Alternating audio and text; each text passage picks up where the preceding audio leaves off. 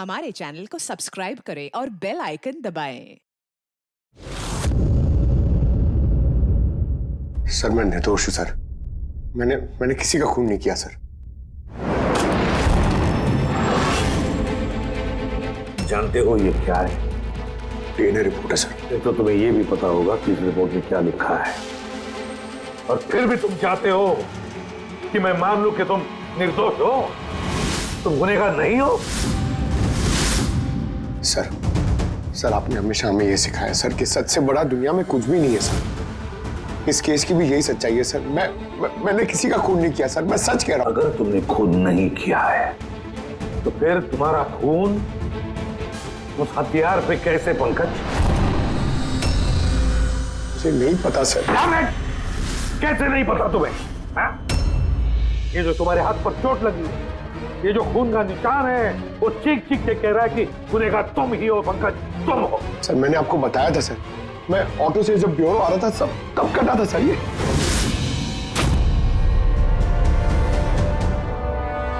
Sir ये भी हो सकता है कि कोई पंकज को फंसाने की कोशिश कर रहा हो। पंकज, इस आदमी ने तुम्हारा हाथ काटा था, शायद वही तुम्हारे खून का सैंपल लेके गया हो क्राइम सीन पे डालने के लिए। सर नहीं सर, सैंपल नहीं हो सकता उसके पास। उसने जैसे ही मेरा हाथ काटा था सर तो वो चला गया था और खून तुरंत नहीं आया था सर, थोड़ा टाइम लगा था। उसके पास मेरा सैंपल नहीं हो सकता सर। अगर तुम्हारा खून किसी ने नहीं दिया तो फिर तुम्हारा खून क्राइम सीन पर सिर्फ एक ही तरीके से जा सकता है पंकज, और वो भी तब जब तुम वहां खून करने गए थे तब। ये क्या बात हुई सर? सर अगर पंकज को झूठ बोलना होता, हमें गुमराह ही करना होता तो ये बोल सकता था कि इसका सैंपल कोई लेके चला गया है, मगर इसने सच बोला। इसका सच कोई मायने नहीं रखता क्या सर? हाँ अभिजीत, सच बहुत मायने रखता है, लेकिन फिलहाल इस केस का सच यही है कि इस खून का एक ही सस्पेक्ट है, और वो है पंकज।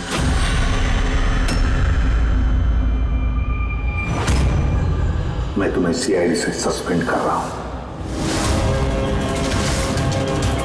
सर मेरा यकीन कीजिए सर, मैं सच कह रहा हूं। मैंने खून नहीं किया, मुझे मेरे पिताजी की कसम है सर। पंकज, तुम्हारी गन और बैच। सर, एक बेटा अपने पिता के श्राद्ध के दिन उसकी झूठी कसम कैसे खा सकता है सर? मैंने तुमसे नहीं पूछा फ्रेडी। गन और बैच।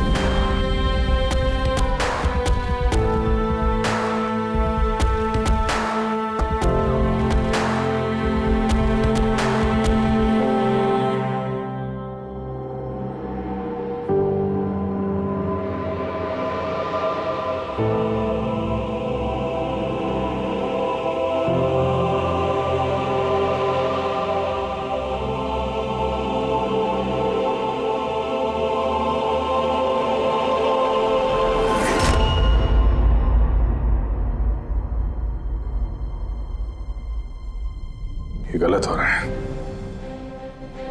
एकदम गलत हो रहा है। नो ऑफेंस सर, लेकिन आप हम सब पे ऐसे हमेशा शक नहीं कर सकते। ये तुम क्या कह रहे हो अभिजीत? क्या गलत कहा मैंने? जब भी कभी किसी सीआईडी ऑफिसर के ऊपर झूठा इल्जाम लगता है, आप हम पे कभी भरोसा नहीं करते। ये तुम क्या बोल रहे हो अभिजीत? मुझे तुमसे ये उम्मीद नहीं थी। हमारी भी थोड़ी बहुत उम्मीद है सर आपसे। आपके एक इशारे पे जान देने को तैयार खड़े रहते हैं हम लोग। तो क्या इतनी सी उम्मीद रखना गलत है कि हमारे बुरे वक्त पे आप हमारा साथ देंगे, हम पे भरोसा रखेंगे? तो क्या मैं साथ नहीं दे रहा? सच जाने की कोशिश नहीं कर रहा हूं मैं? सच के इस सफर में आपने कई बार हमारे आत्मसम्मान को चोट पहुंचाई है सर, हमारे फर्ज, हमारी वफादारी पे शक करके। जब मुझ पे झूठे इल्जाम लगे थे, आपने मुझ पे भरोसा नहीं किया था। और जब तक अभिजीत निर्दोष साबित नहीं होता, उसे जेल में ही रहना होगा। जब दया पे झूठे इल्जाम लगे, आपने इस पे भी भरोसा नहीं किया। मगर शायद आप ही एक बात भूल गए, एक बार आप पे भी ऐसा झूठा इल्जाम लगा था।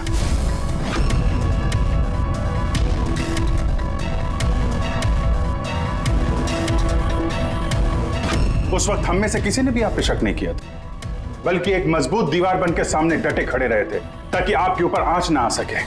तो क्या आप वो हमारी हिम्मत, वो ताकत नहीं बन सकते सर? अभिजीत, मुजरिम से भी ज्यादा खतरनाक होता है एक इमोशनल सीआईडी ऑफिसर। तुम इमोशनल बन गए हो अभिजीत। मैं तुम्हें इस केस से हटा रहा हूं।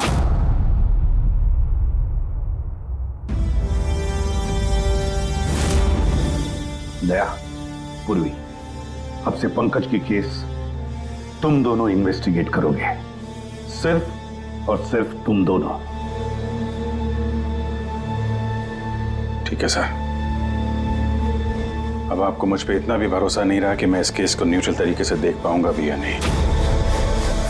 इतने साल की ड्यूटी का ऐसा मेडल तो किस्मत वालों को मिलता है। Thank you sir.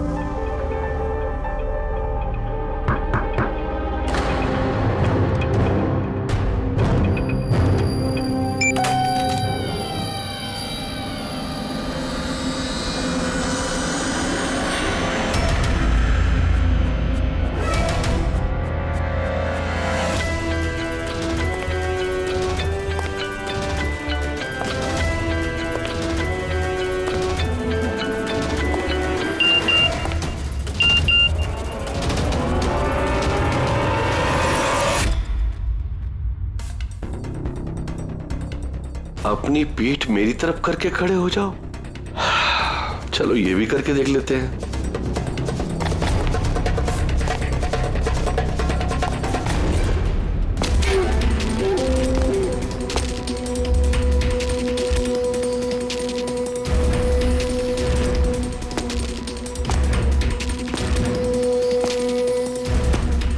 आप आ गए सर?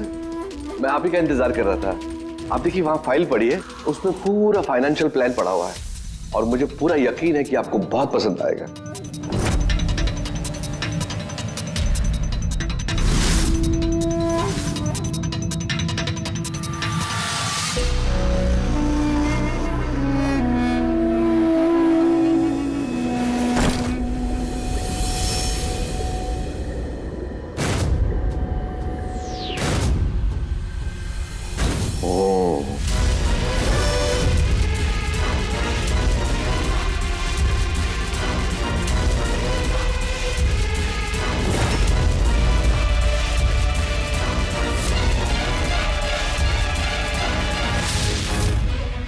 अरे ये तो नकली है।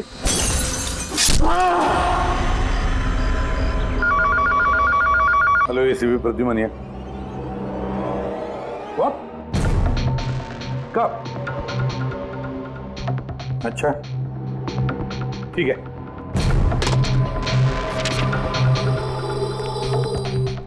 दया, अभिजीत, विक्रम विजय का खून हो गया।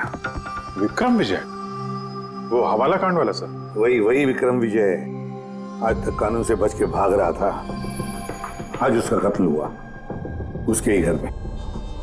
एक न एक दिन तो ये होना ही था सर, इतने सारे दुश्मन पाल रखे थे उसने।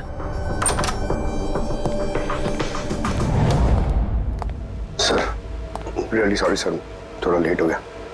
क्या बात है पंकज, कहाँ रह गए थे तुम? सर वो डैड का श्राद्ध था सर, आज मंदिर गया था सर पूजा करने। ठीक है, और ये हाथ में क्या हुआ? अरे सर ये आते हुए लग गया, मामूली चोट है, इतना जोर से नहीं लगा सर। ठीक है, तैयार हो जाओ, एक मर्डर केस आया हुआ है। अब ये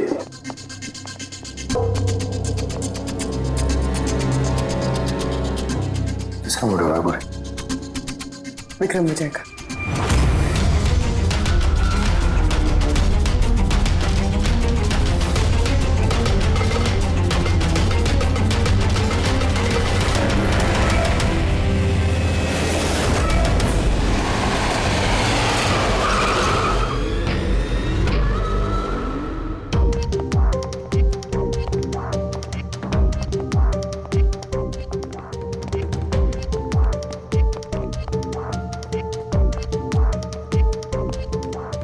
सीआईडी? जी हाँ।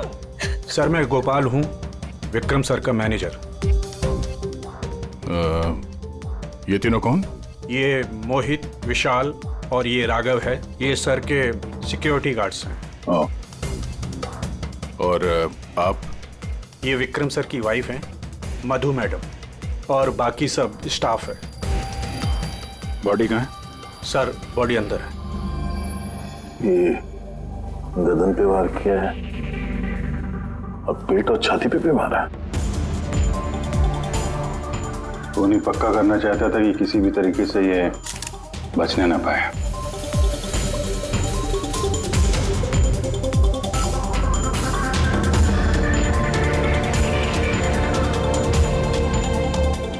लगता है इससे हमला किया है इस पे।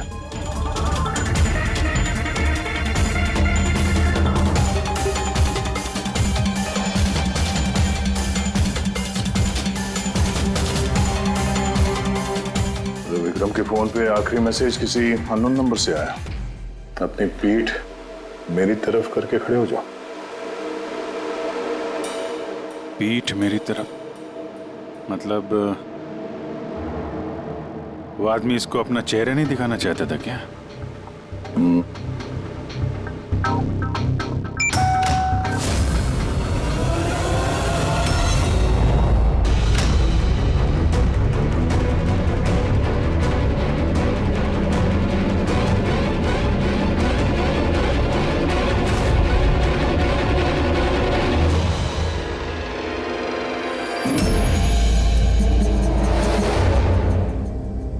ये देखिए सर, उद्यान में से मुझे क्या मिला है? Audio recording device. Audio recording device? इस कमरे में जो भी बात हो रही थी वो कोई सुन रहा था। सर मैं उसका नाम तो नहीं जानती, पर वो जिस तरीके से तैयारियां करवा रहे थे उस हिसाब से तो लग रहा था जैसे वो उनका बहुत खास क्लाइंट हो और वो सिर्फ विक्रम से ही मिलना चाहता था। ये क्लाइंट विक्रम के कांटेक्ट में आया कैसे? सर मेरी वजह से। उसने मुझे पहले कांटेक्ट किया था। वो विक्रम साहब का पूरा इतिहास बहुत अच्छी तरह से जानता था और विक्रम सर उसके इस होमवर्क से बहुत इम्प्रेस हुए और उन्होंने मुझसे मीटिंग फिक्स करने के लिए कहा। तो आप उससे पहले मिले थे? नहीं सर, उसने कॉल किया था और वो भी प्राइवेट नंबर से।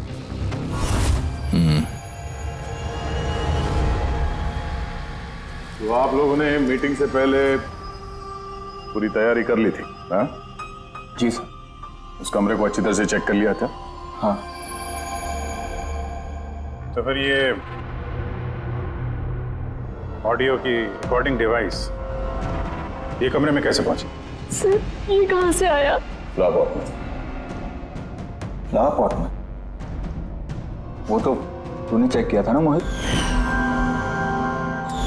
मैंने चेक किया था सर, लेकिन मुझे फ्लावर पॉट में दिखा नहीं था। दिखा नहीं था? जी नहीं। अच्छा, ऐसे कैसे दिखा नहीं था? ब्यूरो चल, वहां पे अच्छे अच्छे को दिखने लगता है।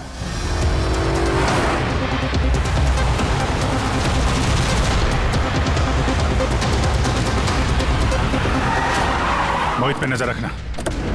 गोली में चलाना। कैलाश सर, आप कौन है? ये सीबीआई ऑफिसर है कैलाश जी। कैसे है सर? बढ़िया। क्या बात है सर, आपने अचानक रास्ता रोक लिया? अभिजीत, मुझे वो आदमी चाहिए जो तुम्हारी सीआईडी की गाड़ी में बैठा है। मोहित? वो हमारा मुजरिम है सर, हम उसे ब्यूरो ले जा रहे हैं इंटरोगेट करने के लिए। नहीं अभिजीत, वो मुजरिम नहीं है, एक सीबीआई अफसर है। क्या करें आप? ये मोहित सीबीआई ऑफिसर है? मगर सर ये तो वो गार्ड की नौकरी कर रहा था विक्रम। क्या दिखावा? सच को छिपाने के लिए। कैसा सच? मोहित एक अंडरकवर है और मेरे कहने पर वहाँ ड्यूटी कर रहा था, और मेरे कहने पे ही उसने विक्रम के वहाँ वो रिकॉर्डिंग डिवाइस लगाई थी, और इसीलिए कुछ भी बताने से मना कर रहा था। ये अंडरकवर है, मर जाएगा मगर प्रोटोकॉल नहीं तोड़ेगा। नहीं ठीक है सर, वो एक्चुअली थोड़ी बहुत पूछताछ करनी पड़ेगी, खून का मामला है। जस्ट जनरल बातचीत। और हमें वो ऑडियो रिकॉर्डिंग मिल सकती है सर? हम जानना चाहते हैं कि खूनी और विक्रम के बीच क्या बात हुई थी। आप आ गए सर? मैं आप ही का इंतजार कर रहा था। आप देखिए वहां फाइल पड़ी है, उसमें पूरा फाइनेंशियल प्लान पड़ा हुआ है और मुझे पूरा यकीन है कि आपको बहुत पसंद आएगा। ये नोट तो नकली है। सर ऐसा लगता है कि विक्रम विजय खूनी को जानता है, इसलिए खूनी ने उसे अपना चेहरा देखने ही नहीं दिया। और जैसे ही विक्रम को पता चला कि जो पैसे उसे दिए गए वो नकली हैं, खूनी ने उसे मार दिया और बैग लेके चला गया। तो काम करते हैं,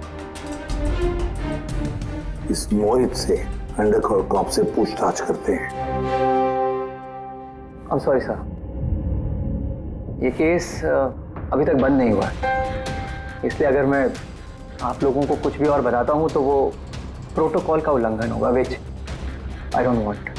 देखो मोहित, मैं तुम्हारे प्रोटोकॉल की इज्जत करता हूँ, मगर कोई तो ऐसी चीज होगी ना जो तुम्हारी इन्वेस्टिगेशन के दौरान तुम्हें मिली हो, मगर तुम्हारे प्रोटोकॉल के दायरे में होने के बावजूद भी तुम हमें बता सकते हो।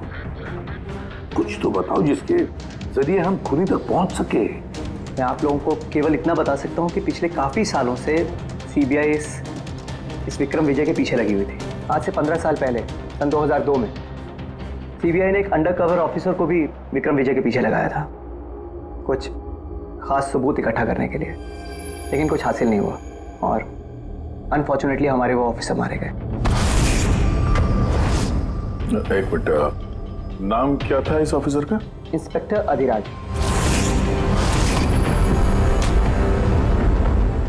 इंस्पेक्टर अधिराज। इस बोतल पे जो खून है, इस खून में विक्रम की डीएनए के अलावा किसी और का भी डीएनए।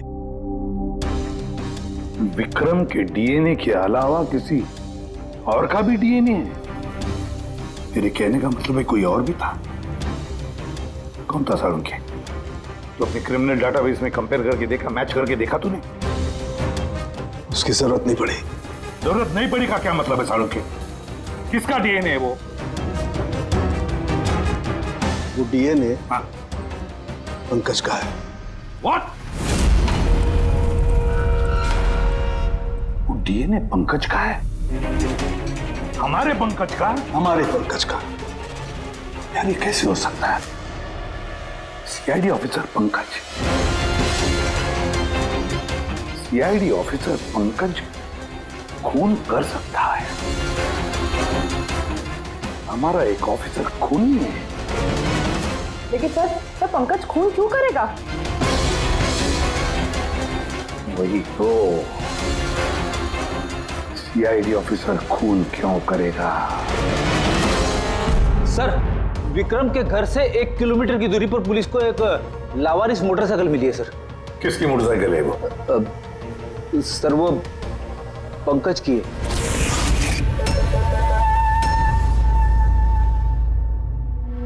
लगा मुझे। क्या मतलब? पंकज की बाइक पड़ी है वहां पे और आप लोगों को हैरानी नहीं हुई?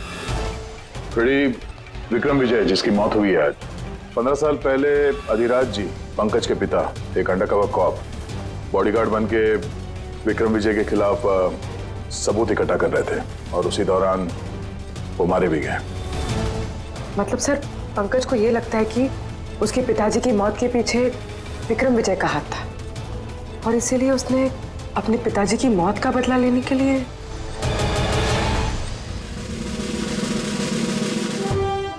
पंकज कहाँ है?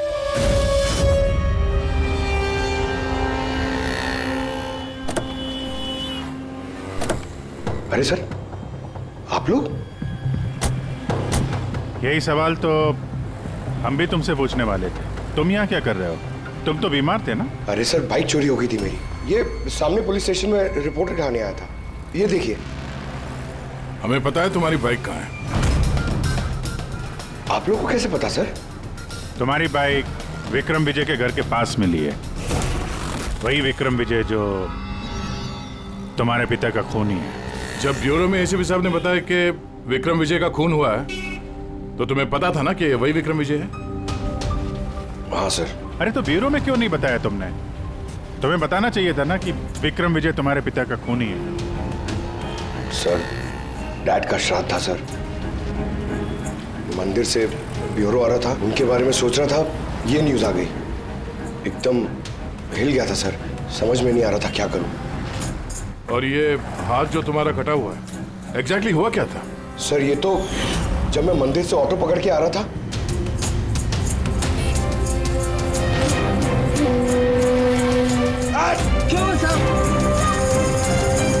तो एक अनजान आदमी ये घाव देके चला गया, यूं ही बेवजह। सर, मैं जानता हूँ यकीन करना थोड़ा मुश्किल है, लेकिन सच यही है सर। पंकज यार, तुम तो हमेशा बाइक पे ब्यूरो आते थे ना, अचानक ऑटो में कैसे आया? अचानक नहीं सर, मेरी बाइक तो 2 दिन से खराब पड़ी है। तो तुम्हारी खराब पड़ी हुई बाइक कोई लेकर गया, उसने उसे रिपेयर करवाया और ठीक होने के बाद उसे एक लावारिस जगह पे छोड़ दिया। वो भी संयोग से एक ऐसे इंसान के घर के पास छोड़ दिया जिसका आज ही खून हुआ और जो तुम्हारे पिता का खूनी भी है। सर, आप लोग मुझ पे शक कर रहे हैं? आप लोग को लग रहा है उस विक्रम विजय को मैंने मारा है?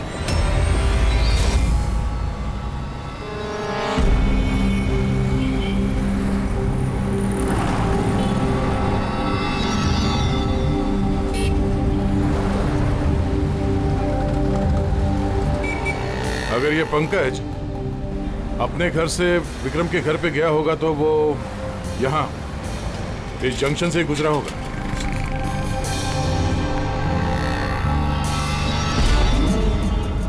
सर, सिग्नल पे सीसीटीवी कैमरा लगा हुआ है। इस सीसीटीवी कैमरा के फुटेज से पता चल जाएगा कि पंकज यहाँ से गया था उस बाइक पे या कोई और था वो।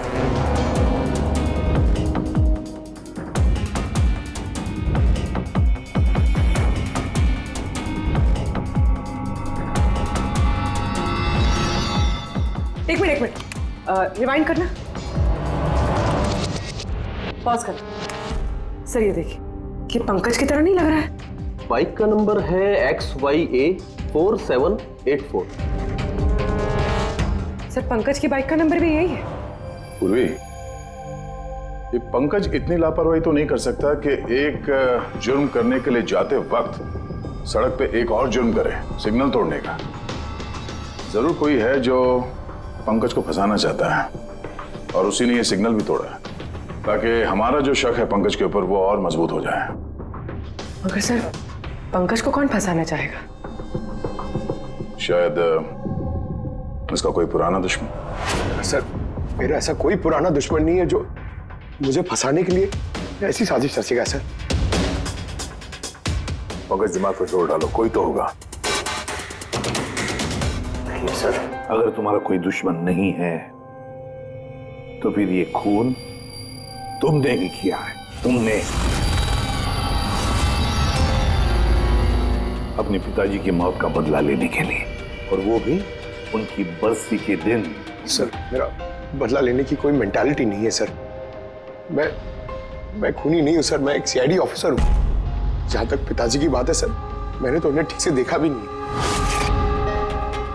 सर मुझे तो ऐसा कुछ याद भी नहीं है जो उन्होंने हमारे साथ कोई अच्छा टाइम स्पेंड किया हो या हमारे साथ रहे हो।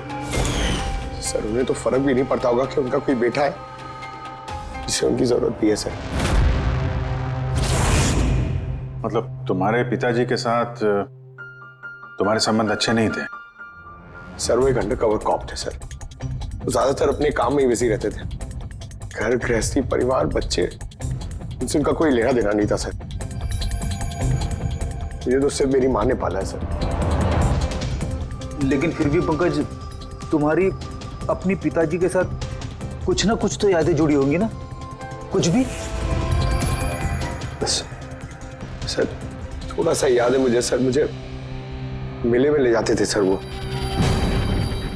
मगर मेले में ले जाने से पहले सर वो मुझे हॉस्पिटल ले जाते थे हमेशा।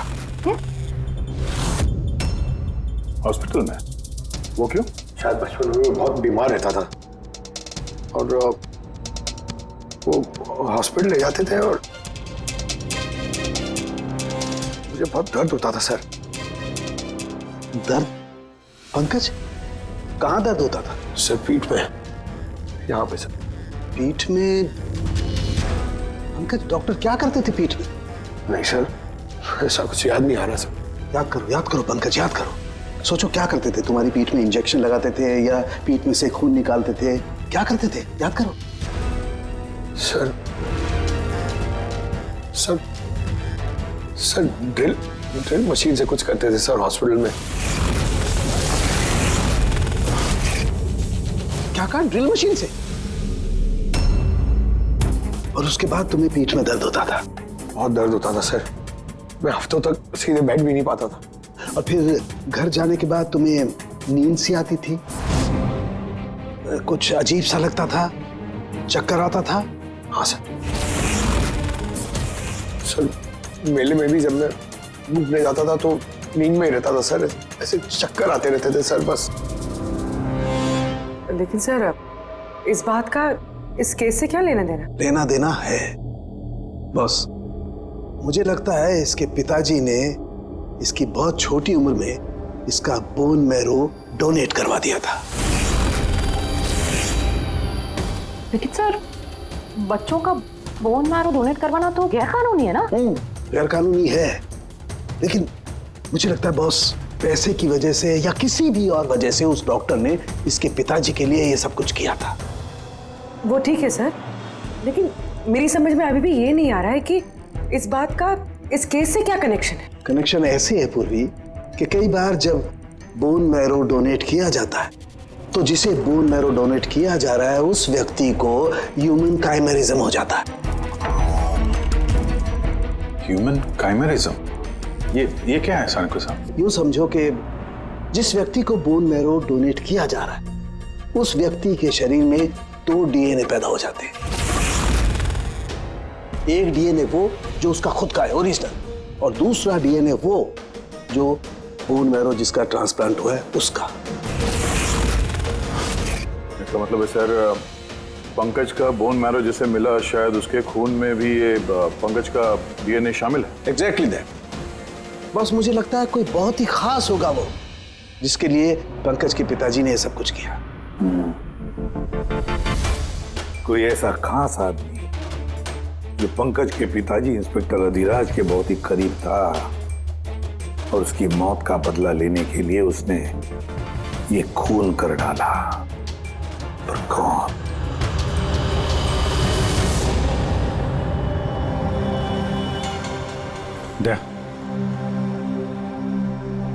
Hi sir. हेलो अभिजीत। हाय दया, कैसे हो? गुड। सॉरी आपको यहाँ ऐसी जगह पे बुलाना पड़ा। अभिजीत, जो इन्फॉर्मेशन तुमको चाहिए थी वो ना तो सीआईडी ऑफिस में दी जा सकती थी और ना मेरे ऑफिस में। थैंक यू सर आपकी मदद के लिए। पंकज एक ईमानदार ऑफिसर है सर, और आपकी मदद से शायद हम उसकी बेगुनाही साबित कर पाए। अभिजीत, तुम्हें याद है एक खतरनाक मुजरिम था राका, उसको पकड़ने में तुमने मेरी मदद की थी, तो समझ लो मैं उसी का बदला चुका रहा हूं। दोस्ती में बदले नहीं चुकाए जाते सर। एक्चुअली हमें पंकज के पिता इंस्पेक्टर अधिराज जी के बारे में जानकारी चाहिए, जितनी भी आप दे सकें। आपने काम किया है ना इंस्पेक्टर अधिराज के साथ? हाँ दया, अधिराज बहुत ही ईमानदार अफसर था और बहादुर भी। मुझे तो ये कहने में गर्व होता है कि हमने एक साथ काम किया। सर एक्चुअली हमें ये पता करना था कि उनके अंडरकवर मिशन के दौरान उनके कभी किसी से कोई खास रिश्ते बने थे। I mean, कोई नया परिवार, ऐसा कुछ। अभिजीत, ये जो अंडरकवर की दोहरी जिंदगी होती है, मुश्किल होता है जीना। एक पुलिस वाला भी तो इंसान ही होता है ना, और उसे भी वो चौकट कभी कभी नहीं लगनी चाहिए जो वो लांग गए। मतलब उनको भी किसी से प्यार हुआ था? उनका कोई दूसरा परिवार भी था? हाँ, अधिराज की दूसरी पत्नी बच्चे को जन्म देने के बाद गुजर गई। ओह, और अधिराज जी की मौत के बाद इस दूसरे बच्चे का क्या हुआ? ये राज हमेशा राज ही बना रहा कि अधिराज ने उस दूसरे बच्चे को कहाँ रखा, कैसे पाला, और वो बच्चा कहाँ गया, कभी किसी को नहीं मिला। और ये जो बच्चा है दूसरी शादी से, क्या उम्र रही होगी उसकी? ये पंकज से कोई 2-3 साल बड़ा होगा। शादी पंकज की माँ से पहले हुई थी, पर बच्चा दूसरी बीवी से पहले हुआ था। शायद उसे कोई बीमारी होगी जिसकी वजह से अधिराज जी ने पंकज का बोन मैरो उसे दिलवाया होगा। और अपने पिता की मौत का बदला लेने के लिए खून शायद पंकज के सौतेले भाई ने किया है। पर अब सवाल ये उठता है कि पंकज का ये सौतेला भाई है कौन और अभी कहाँ है? मुझे कुछ अंदाजा हो रहा है कि क्या हुआ होगा उसके साथ। कैलाश जी, हमें एक मदद और चाहिए। इस अंडरकवर मिशन के दौरान और कौन कौन लोग थे आपके साथ, उन सब की जानकारी चाहिए, और अधिराज जी की पूरी कुंडली भी। अभिजीत, ये जरा मुश्किल होगा। जानता हूं सर, ये थोड़ा मुश्किल है, लेकिन किसी की बेगुनाही साबित करनी है, और आप यकीन रखिए सारी इंफॉर्मेशन हमारे बीच में रहेगी बस। ओके। अरे यार, और कितना इंतजार करना पड़ेगा? ये लोग टाइम पे आते क्यों नहीं?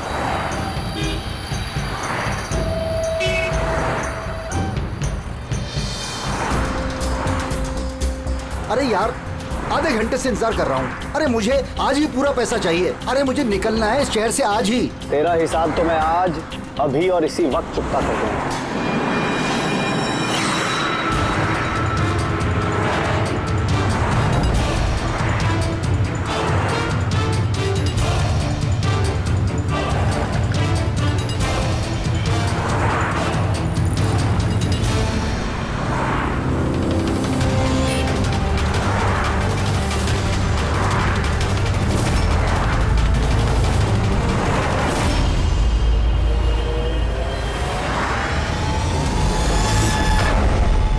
तेरा अकाउंट सीआईडी बंद करेगी। ये सर के सिक्योरिटी गार्ड्स हैं। नहीं अभिजीत, तो मुजरिम नहीं है, एक सीबीआई अफसर है।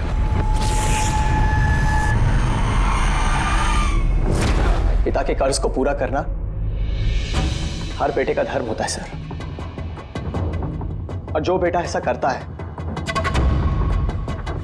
वही अच्छा बेटा कहलाता है, और वो हूं मैं। तुमने तो किया नहीं, मैंने लिया अपने पिता की मौत का बदला। देखो मोहित, तुम दोनों के पिताजी इंस्पेक्टर अधिराज एक नेक, ईमानदार और बहादुर इंस्पेक्टर थे। क्या लगता है तुम्हें, उन्हें तुम जैसे मुजरिम बेटे पर गर्व होगा या पंकज जैसे ईमानदार सीआईडी ऑफिसर पर? तो सच बात तो यह है कि पिताजी को हमेशा से इस पंकज पर गर्व था, और प्यार भी वो इससे ही ज्यादा करते थे। मुझे तो उन्होंने अनाथ आश्रम में डाल दिया था सर, ताकि उनके दूसरे परिवार पे कोई आंच ना आ सके। वो ये बात बताती तो हमारे पास आई क्यों नहीं? मैं तो भाई हूं तुम्हारा यार। हम दोनों मिलके पकड़ते विक्रम को, और कानून के रास्ते। नहीं चाहिए थी मुझे तुम्हारी मदद। हमारे पिताजी के कातिल को कैसे पकड़ना है और कैसे उससे बदला लेना है, ये सारी प्लानिंग मैंने कर रखी थी सर, बहुत सालों से। और यही कारण है कि मैं सीबीआई ऑफिसर बना, और ठीक हमारे पिताजी की तरह ही एक अंडरकवर ऑपरेशन पे गया उस विक्रम विजय के खिलाफ। लेकिन इस बार उसे सजा दिलवाने के लिए नहीं सर, बल्कि उसे खत्म करने के लिए। एक सीबीआई ऑफिसर होकर भी तुमने जुर्म किया। तुम जैसे लोगों की वजह से ही लोग कानून पर विश्वास करने से कतराते हैं। इस काम में केतन ने तुम्हारी मदद की थी ना? हाँ सर, केतन भी मेरे पिताजी के साथ काम करता था। वो भी एक अंडरकवर कॉप था। उसी ने मुझे सब कुछ बताया और उसके बताने से ही मुझे पता चला कि बचपन में मेरा एक ऑपरेशन भी हुआ था। और जब तुम्हें पता चला कि तुम्हारे खून में 2 डीएनए, एक तुम्हारा दूसरा मेरा, तो तुमने खून करके मुझे ही फंसा दिया। हाँ, और इसीलिए मैंने अपना खून बहाकर उस हथियार पे डाल दिया था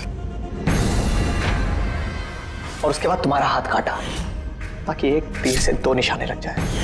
मेरे दोनों दुश्मन, हमारे पिताजी का कातिल वो विक्रम विजय। हेलो कैलाश सर, सर मैंने विक्रम विजय के रूम में ऑडियो डिवाइस लगा दिया।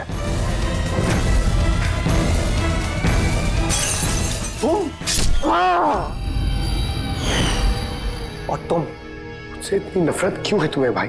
क्यों ना करो तुमसे नफरत? आज तक सब कुछ तो तुम्हें मिला है।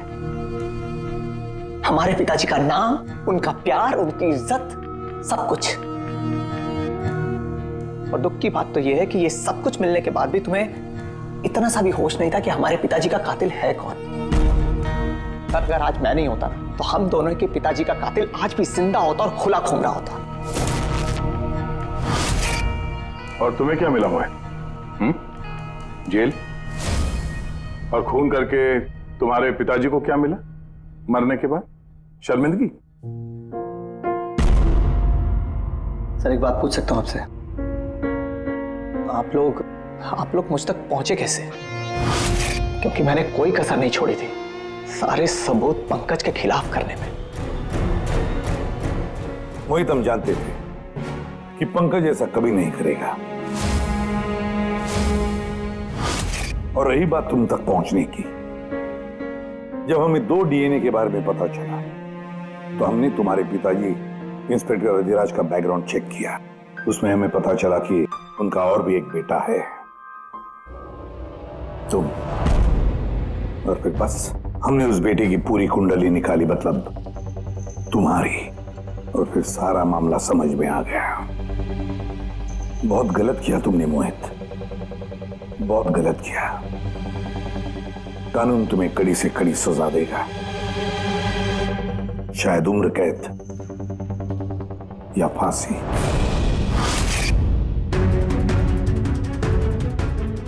रेडी?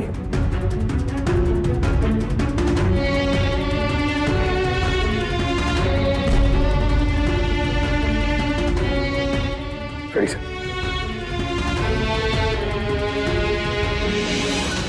मैं जानता हूं तुम्हारे दिल में सिर्फ मेरे लिए कड़वाहट है, मगर मुझे पता ही नहीं था कि मेरा कोई एक भाई है। मुझे नहीं मालूम कि तुम्हारे साथ क्या होने वाला, मगर तुम एक बात हमेशा याद रखना, मैं तुम्हारा इंतजार कर रहा हूं। I'll wait for you.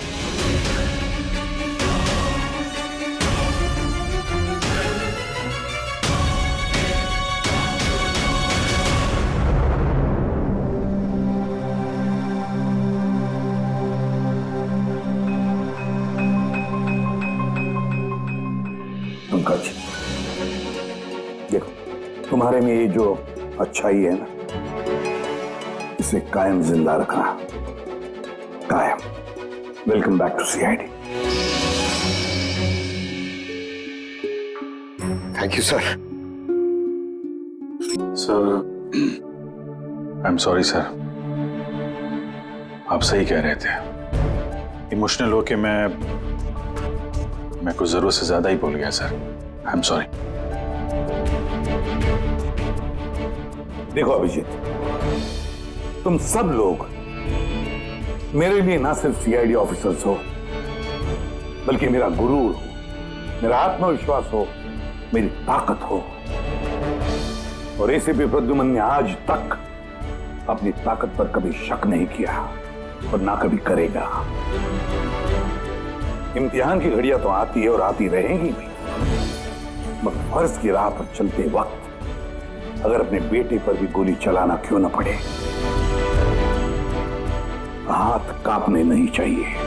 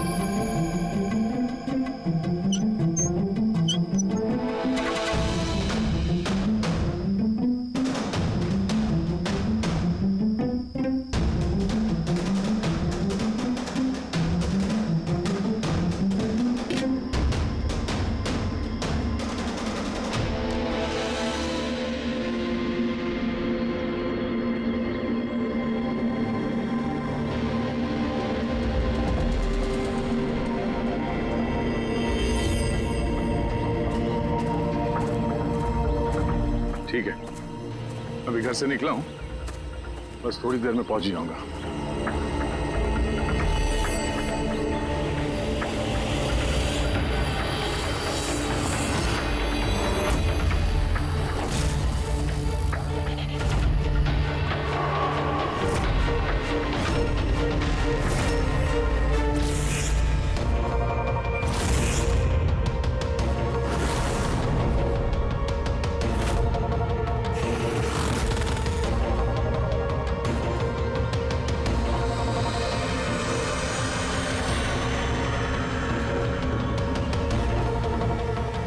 Sanjana प्रकाश को किसी ने मारा, 16 में छुपाया।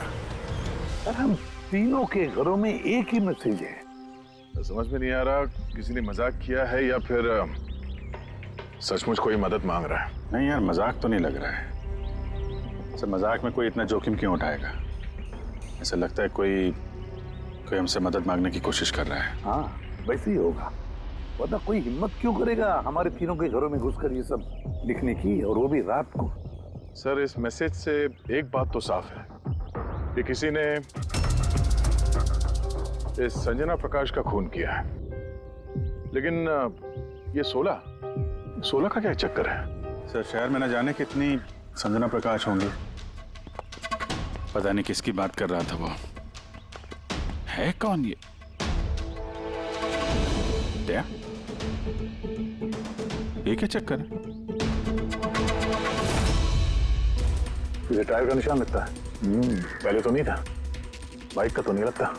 बाइक का नहीं तो फिर साइकिल का होगा। आजकल साइकिल के भी टायर काफी चौड़े आते हैं। कहीं ऐसा तो नहीं कि अंदर दीवार पे जिसने वो मैसेज लिखा कि उसी का है? कोई साइकिल पे आता है, हमारे घरों में घुसता है और मैसेज लिख के जाता है। पता लगाना पड़ेगा ये साइकिल वाला है कौन।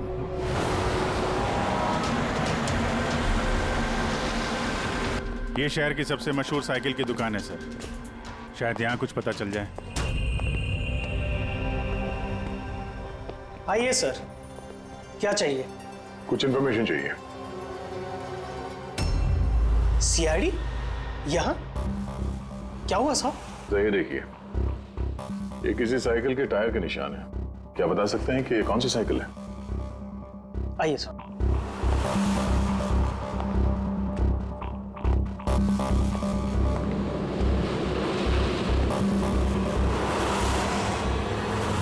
ये रही वो साइकिल, JBR-X 100। JBR-X 100।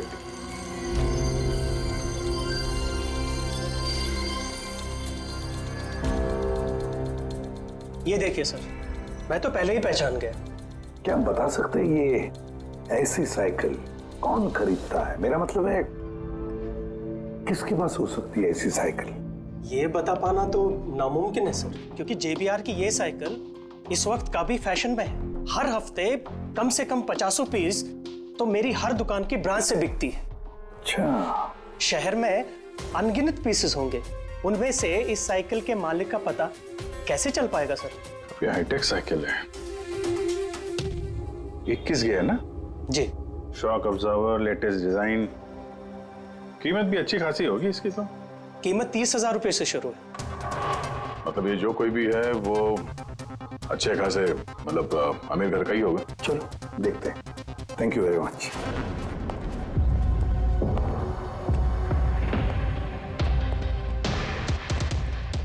वैसे तो कुछ खास इंफॉर्मेशन तो नहीं मिली। लगता है इन्वेस्टिगेशन कुछ थोड़े अलग तरीके से करना पड़ेगा।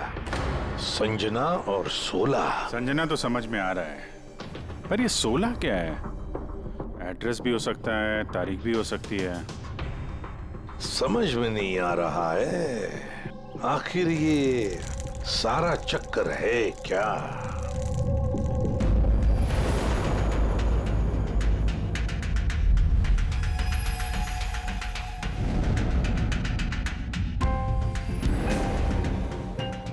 सर, जिस तरह से ये मैसेज लिखा है, ये 16 कोई तारीख तो नहीं है।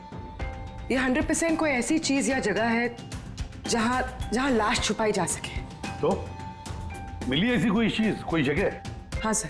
सर, एक अजीब बात पता चली है। अजीब? हाँ सर, एक पेड़ है जिसे आदिवासी भाषा में 16 कहते हैं। पेड़? तुम्हारा मतलब है झाड़, ट्री? हाँ सर। मतलब पेड़ के अंदर लाश है?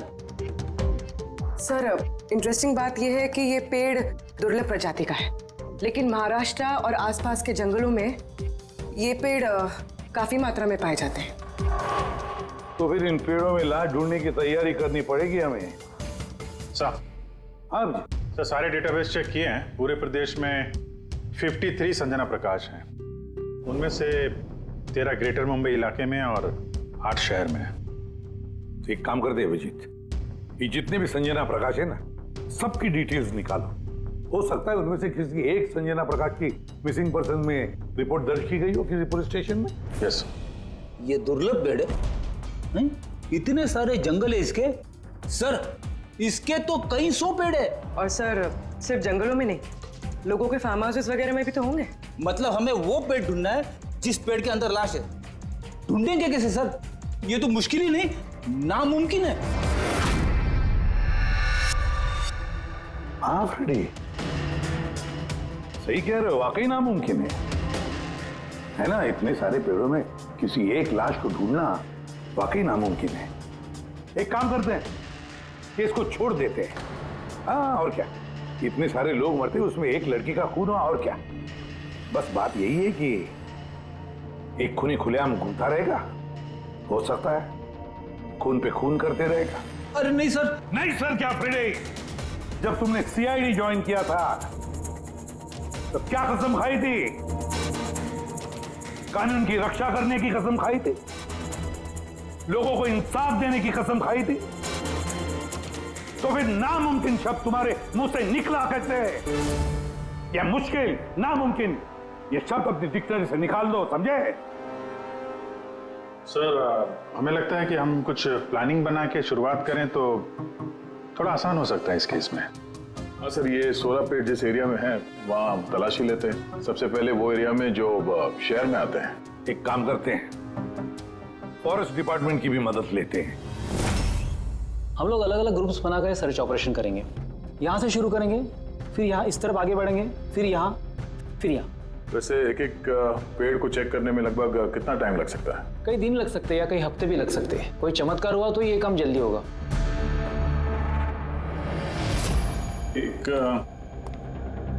एक बात बताइए, 16 का पेड़ है, ये आमतौर पे ऐसे ही खोखला होता है क्या? नहीं नहीं, सारे पेड़ ऐसे नहीं होते। कभी कुछ कुछ पेड़ अंदर से खोखले हो जाते हैं। वो कैसे? इन पेड़ों को एक खास बीमारी हो जाती है। एक खास किस्म के बैक्टीरियाज का हमला इस पे होता है और पूरा का पूरा पेड़ खोखला हो जाता है। मतलब जिस पेड़ में लाश छुपाई गई होगी वो खोखला होगा? चलो, थोड़ा काम आसान हो गया। हमें वो पेड़ ढूंढने हैं जो खोखले हैं। अच्छा, ऐसा कोई एरिया है जहाँ के ये 16 के पेड़ों में इस तरह की कोई बीमारी फैली? कुछ 1.5-2 साल पहले चणकोली फॉरेस्ट, उसमें ये बीमारी पाई गई। ये यहाँ पे काफी तेजी से ये बीमारी फैली थी और जब तक हम इसका इलाज कर पाते बहुत सारे पेड़ बर्बाद हो गए थे। और ये सारे 16 के पेड़ थे? जी हाँ। ये पेड़ अब भी वहां है? बहुत सारे।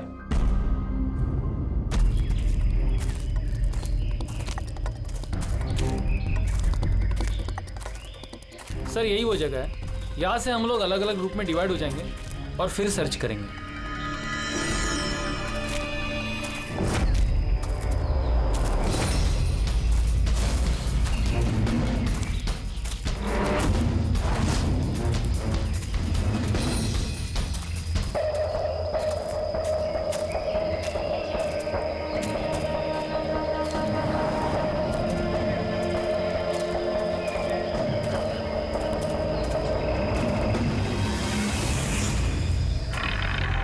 सर, सब जगह चेक कर लिया, किसी ने भी संजना प्रकाश के गुमशुदा होने की रिपोर्ट नहीं लिखवाई है। और शहर में जो 8 संजना प्रकाश हैं, उनका क्या? वो सब तो सही सलामत है सर। मैंने सबको चेक कर लिया है। कहीं कोई गड़बड़ तो नहीं? एक गड़बड़ है सर। मैं जब अलग अलग पुलिस स्टेशन में संजना प्रकाश के गुमशुदा होने की रिपोर्ट देख रहा था तब मुझे एक बड़ी अजीब बात पता चली है। क्या अजीब बात? जल्दी बताओ।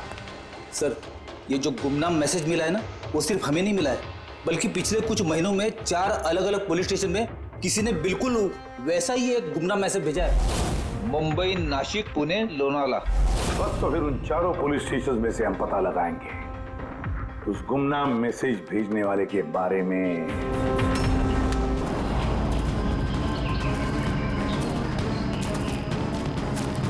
अंधेरा होने वाला है। मेरे ख्याल से अभी हमें वापस चलना चाहिए। रात के समय जंगल में भटकना ठीक नहीं है। वरुण, थोड़ी देर और 10 मिनट देखते हैं, फिर चलते हैं।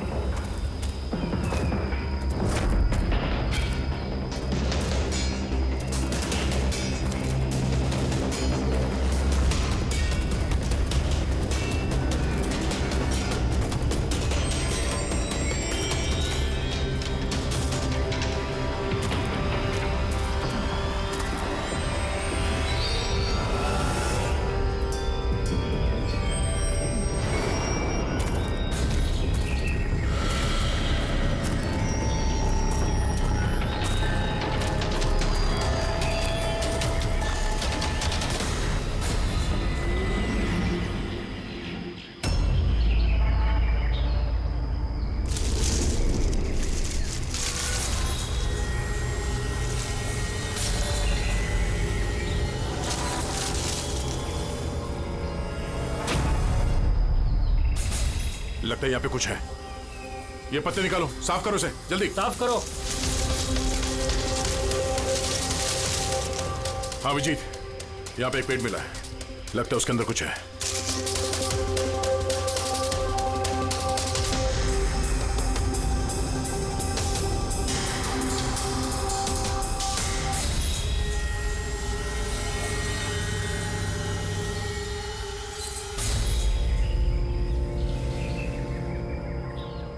कंकाल किसी लड़की का है, कहीं संजना का तो नहीं?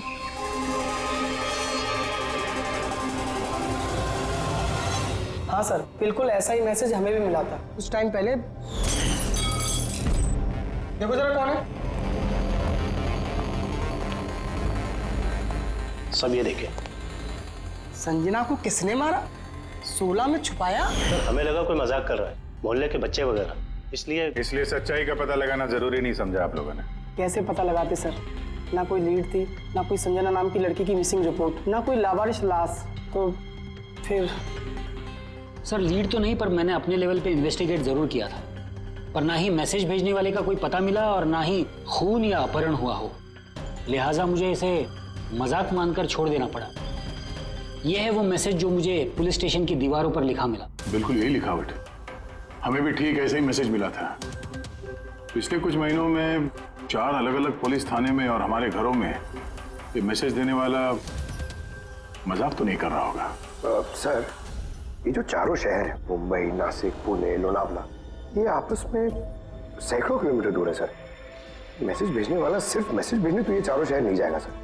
मुझे ऐसा लगता है कि उसका इन चारों शहर से कोई कनेक्शन है। सर, उस लड़की का खून चाकू मार के किया था और कंकाल के बोन डेंसिटी से ये पता चलता है कि मरते वक्त उस लड़की की उम्र करीब 20 साल के आसपास रही होगी।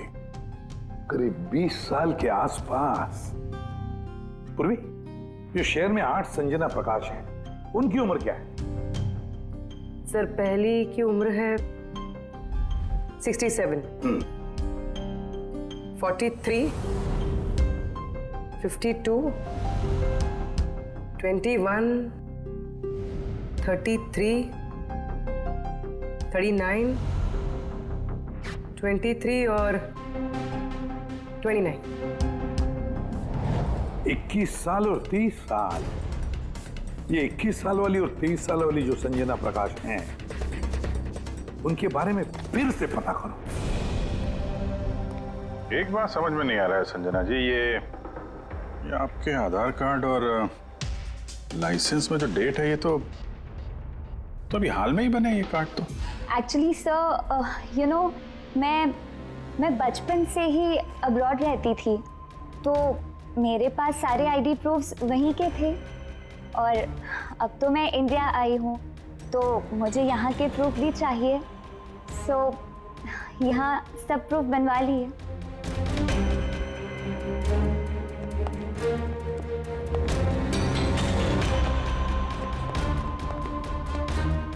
सर ये साइकिल देखिए।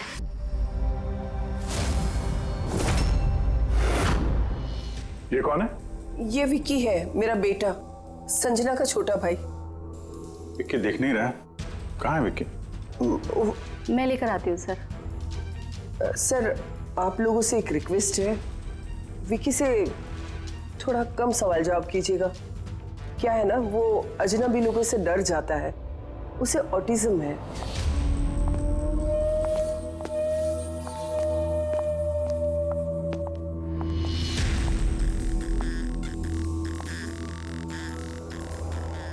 हेलो विक्की।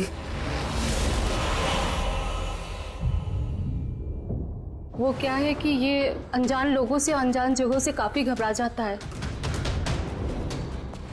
अरे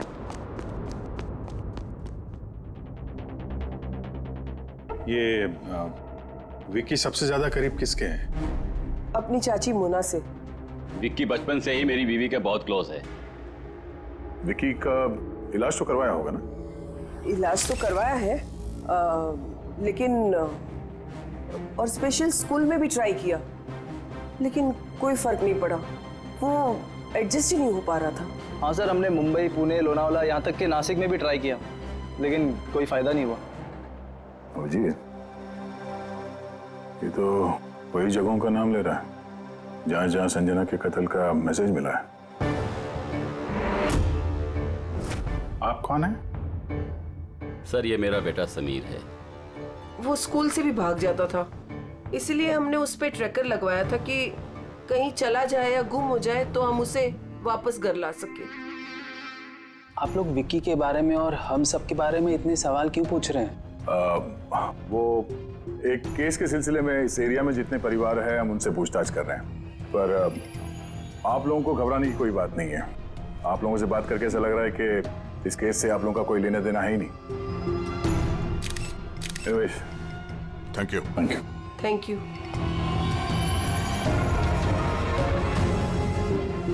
चलो यहाँ से। संजना कुछ ठीक नहीं लग रही, पता करना पड़ेगा। सर, ये एज प्रोग्रेशन सॉफ्टवेयर है। इसकी मदद से हम ये पता लगा सकते हैं कि ये 5 साल की बच्ची 22-23 साल में कैसे दिखेगी। सर, ये देखिए।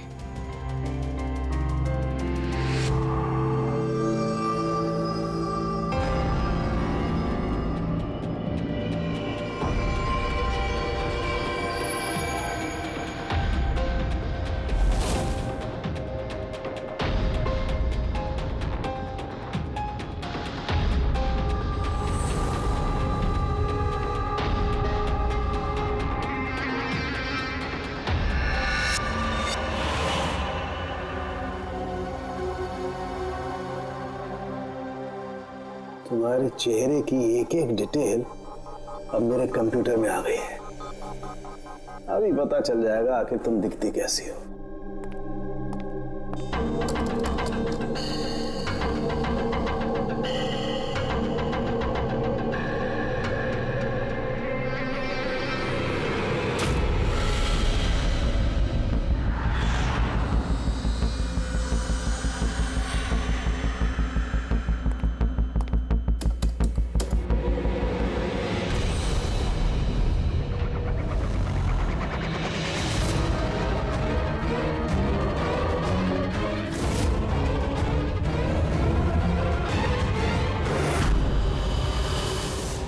ये तो कोई और है सर। अभिजीत, ये असली संजना प्रकाश है। हमें जो मिली वो कोई और है। यानी कातिल ने संजना को मार के उसकी जगह पे किसी और को संजना बना के प्लान किया। संजना प्रकाश। ये नाटक ज्यादा दिन तक नहीं चल पाएगा। सीआईडी वाले घर तक आ गए थे। कल को वो लोग कुछ भी कर लेंगे तो, और उनको थोड़ा सा भी शक गया ना तो मैं फंस जाऊंगी ना। तुमने इस बारे में किसी को बताया तो नहीं? नहीं, मैंने किसी को कुछ नहीं बताया है, लेकिन मैं ये सब नहीं कर सकती ज्यादा दिन। मुझे बहुत डर लग रहा है और मुझे यहाँ से जाना है बस। ठीक है, रिलैक्स। अपने घर में बोलो कि तुम एक ट्रिप पे जा रही हो और अपना सामान लेकर निकल जाओ कहीं बाहर। पर मैं जाऊंगी कहाँ? वो तो मुझ पर छोड़ो। अपना सामान पैक करो और उसी जगह पर मिलो ठीक 4 बजे। ठीक है।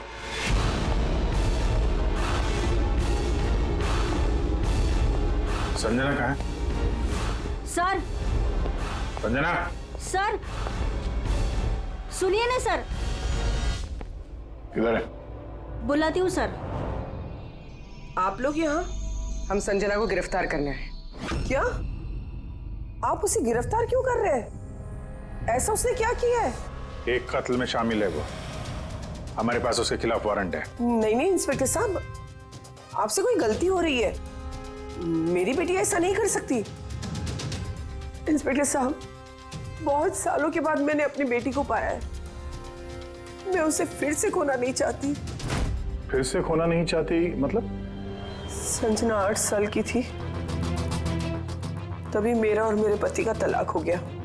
संजना को लेकर मेरे पति यूएस चले गए और उसके बाद कभी संजना से मुझे मिलने नहीं दिया।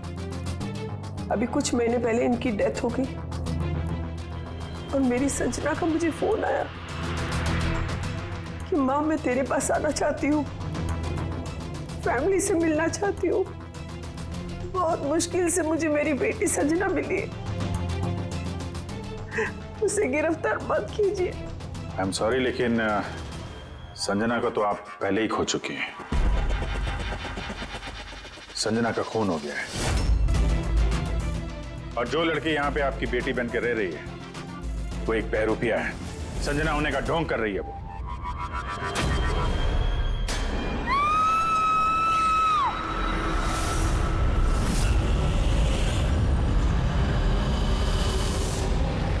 हटी हटी, चलो ऊपर संभाल के।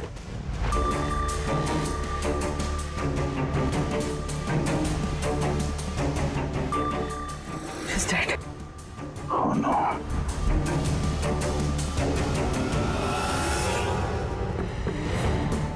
सर, इसी का फोन लगता है। कुछ लिखा है सर इसमें। शायद सुसाइड नोट है। मैं असली संजना को मार के उसकी जगह लेना चाहती थी, ताकि ऐशो आराम से जी सकूं। संजना को मार के उसकी मौत के बोझ के तले जीना मुश्किल हो रहा था, इसलिए अपनी जान दे रही हूँ। रेडी पंकज, लाश को फॉरेंसिक लैब भेजने का इंतजाम करो और यहाँ पे जितने भी लोग हैं उन सब की डिटेल्स ले लो। कौन किस वक्त कहाँ पर था। नहीं नहीं नहीं, ये सही नहीं है। इसने आत्महत्या तभी क्यों की जब हम इसे गिरफ्तार करने इसके घर में आए। अचानक जमीन जग गया क्या इसका? सर, इसमें ये लड़की अकेली नहीं है, परिवार का कोई और सदस्य भी शामिल है और भांडा फूटने के डर से उसने इसे रास्ते से हटा दिया।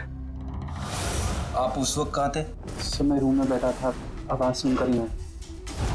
और आप? सर, मैं बाहर था, आवाज सुनकर यहाँ पर आया। सर, उन मैसेजेस की लिखावट और विकी की लिखावट एक ही है, मैंने मैच की है। और उसके पास वही साइकिल है, JBR 1000, और उसका उन चारों शहरों से भी संबंध है जहां मैसेजेस पुलिस को दिए गए हैं। सर, आई थिंक इतना सबूत काफी है ये साबित करने के लिए कि वो मैसेजेस विकी ने ही भेजे।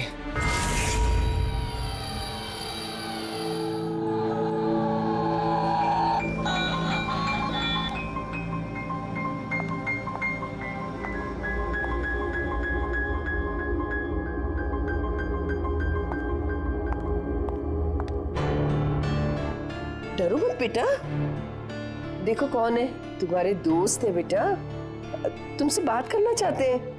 मैं हूं ना यहाँ तुम्हारे पास, डरो मत बेटा। विक्की, आपकी मम्मी ने बताया कि आपको प्लेन बहुत पसंद है, हैं? अरे वाह, आपके पास तो बहुत सारे मॉडल्स हैं। आप मुझे दिखाएंगे प्लीज? प्लीज प्लीज मुझे दिखाओ ना प्लीज। दिखाओ दिखाओ बेटा, हैं? दिखाओ। ये वाला। अरे इसके पहले मैं आपको कुछ दिखाता हूं। आपके लिए गिफ्ट लाया हूं, देखिए, बहुत अच्छा है, आपको पसंद आएगा। देखिए,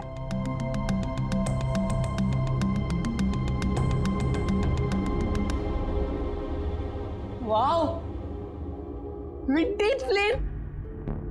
मैं ना बड़ा होके पायलट बनूंगा, ये सब प्लेन उड़ाऊंगा। वाह, ये सारे प्लेन उड़ाऊंगा। मुझे भी बैठाओगे? पक्का पक्का। अरे वाह, अरे सुनो, मेरा एक दोस्त है, रियल में पायलट है।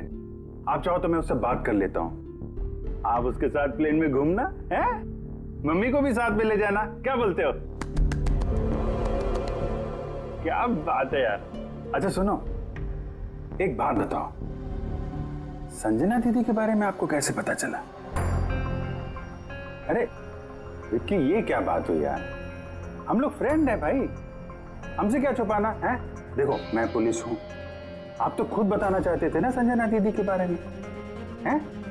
प्लीज बताओ, कैसे पता चला? कुछ नहीं पहले मैं रात को किसी को जरा सा भी शक नहीं हुआ कि मैं असली संजना नहीं, नकली संजना हूँ। अब असली संजना की लाश हमेशा के लिए 16 में छिपी रहेगी। हम यहाँ ऐश करेंगे।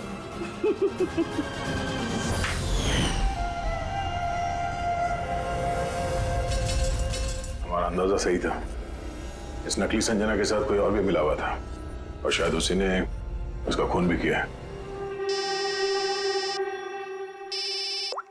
हाँ पूर्वी,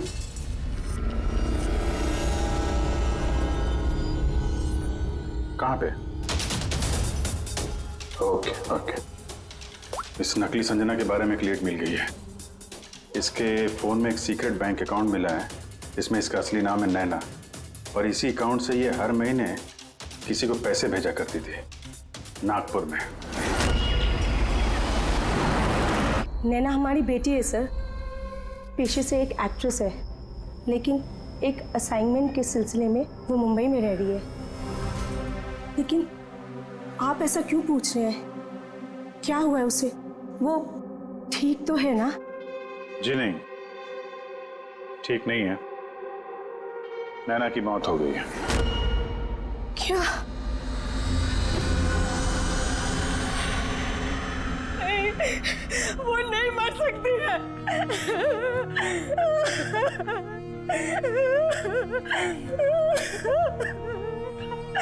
कल उसने फोन करके मुझसे बात की।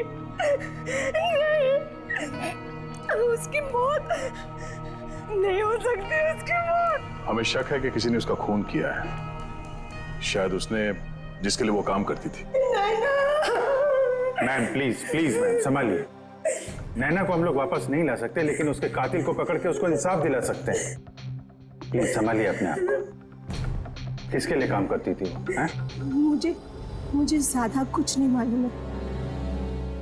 उसे एक अच्छा ऑफर आया था, काफी खुश थी वो। बोली माँ बहुत अच्छा रोल है। जॉब का ऑफर मुंबई से आया था। महीना थैंक यू वेरी मच। मई महीना यानी जब संजना इंडिया वापस आ रही थी तब।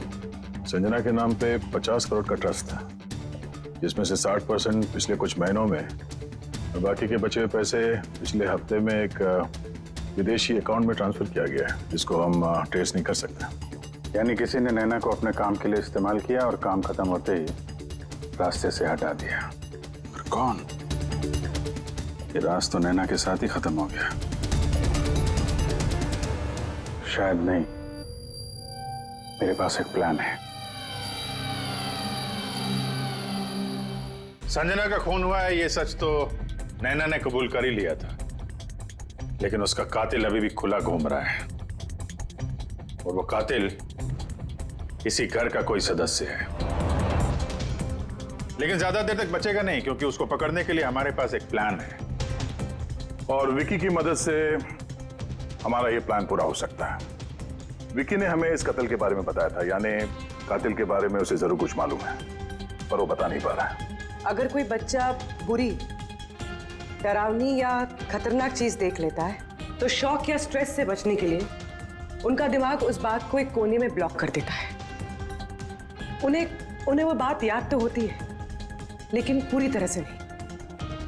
विकी के साथ भी ऐसे ही हुआ, इसलिए वो हम तक वो मैसेज पहुंचा तो पाया, लेकिन और डिटेल्स नहीं दे पाया। इसीलिए हमने दिल्ली से एक ऑटिज्म स्पेशलिस्ट को बुलाया है, जो एक यंत्र और एक खास तकनीक ब्रेन पैटर्न रीडिंग के जरिए ऐसे बच्चों के दिमाग में जो चीज छुपी होती है उसको पढ़ लेती है। हम उसके सर पे एक खास डिवाइस पहनाएंगे और बाद में उसे अलग अलग हर किसी की तस्वीरें दिखाएंगे। पहचान, याददाश्त और ऐसी सारी जानकारियां दिमाग के अलग अलग कोने में स्टोर होती है, और तस्वीरें देखने के बाद उस डिवाइस में एक लाइट जलेगी, और जिस तस्वीर को देखने के बाद दिमाग के अलग अलग हिस्सों में लाइट जली या फिर EEG यानी इलेक्ट्रोएन्सेफेलोग्राम ऊपर नीचे हुआ, तो उससे पता चल जाएगा कि यही वो कातिल है जिसको विकी ने देखा था। मोना चाची, विकी बाबा अपने कमरे में नहीं है। क्या? विकी बाबा अपने कमरे में नहीं है। कहाँ गया? कहाँ गया? पता नहीं। क्या हो गया उसे? कुछ भी करके उसे ढूंढ के लाइए, कुछ भी कीजिए आप। वो स्कूल से भी भाग जाता था, इसीलिए हमने उस पे ट्रैकर लगवाया था। अगर ट्रैकर लगा है तो उसे ट्रैक कर सकते हैं ना हम लोग। हाँ, एक मिनट।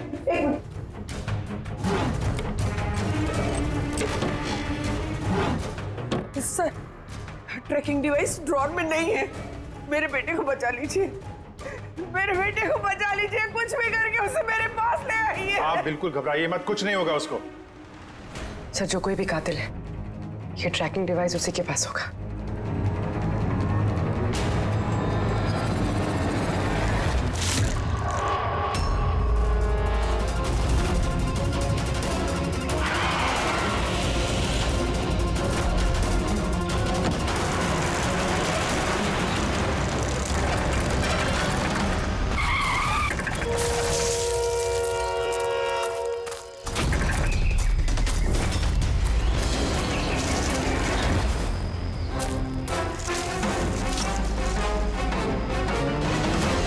विकी नहीं है तो विकी कहाँ है?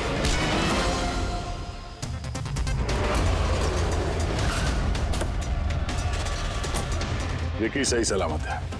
विकी कभी खोया ही नहीं था, इसीलिए उसे ढूंढने की जरूरत नहीं है।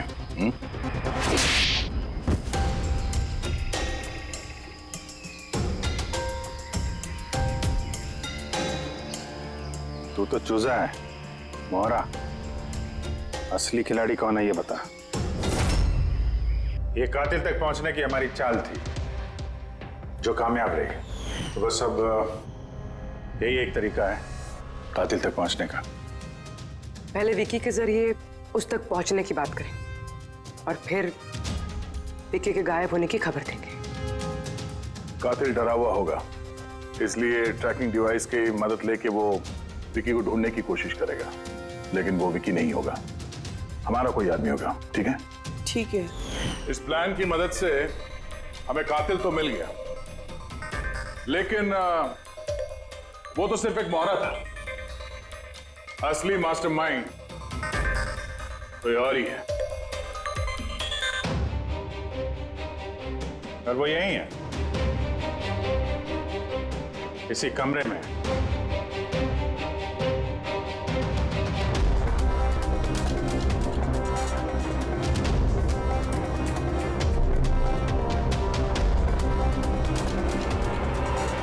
कपिल, क्या प्लान बनाया है तुमने?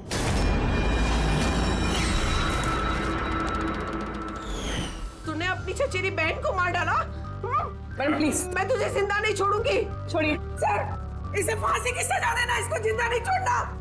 मेरी बेटी को मार डाला। तो कपिल क्या किया? मैंने ये सब किया। मैंने संजना को मारकर उसकी लाश को ठिकाने लगा दिया और फिर उसके बदले मैं दूसरी संजना को ले आया।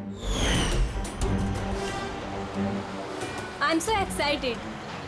कितने सालों के बाद सबसे मिलूंगी, मॉम से, बाकी सबसे। सब लोग कितना खुश होंगे ना। इसीलिए तो मैंने किसी को बताया नहीं। सबको अच्छा सा सरप्राइज देंगे। क्यों? हाँ, मजा आएगा। गाड़ी क्यों रोक दी? साहब, लगता है गाड़ी खराब हो गई, मैं देखता हूँ।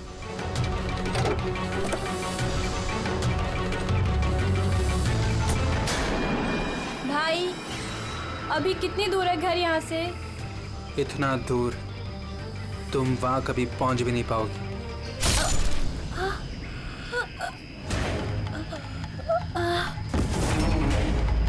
उसके बाद हमने संजना की लाश को 16 के पेड़ में छुपा दिया। फिर नैना जो एक एक्ट्रेस है, उसे मैं संजना के बदले इस घर में ले आया ताकि संजना के नाम पर जो लाखों का ट्रस्ट है वो हमें मिल जाए। और पैसे ही नहीं, बल्कि संजना के आने से पहले जो एस्टेट था वो हमारे नाम पर था। लेकिन जैसे ही संजना आई, हमारा हिस्सा कम हो गया। इसीलिए सर मैंने प्लान बनाया। सर सब कुछ ठीक चल रहा था, लेकिन जैसे ही आप लोग आए, नैना घबरा गई। मुझे लगा कि कहीं वो कुछ गड़बड़ ना कर दे, इसलिए मैंने नैना को भी मार दिया।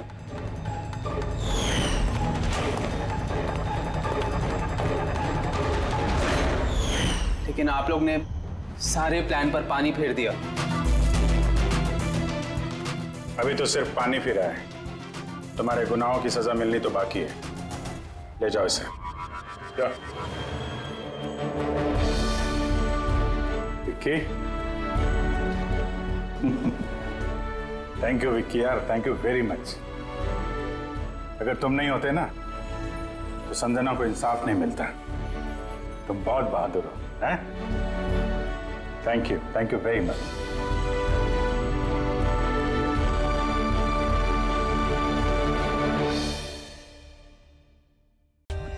For more updates, subscribe to our channel, click the show links and enjoy watching the videos.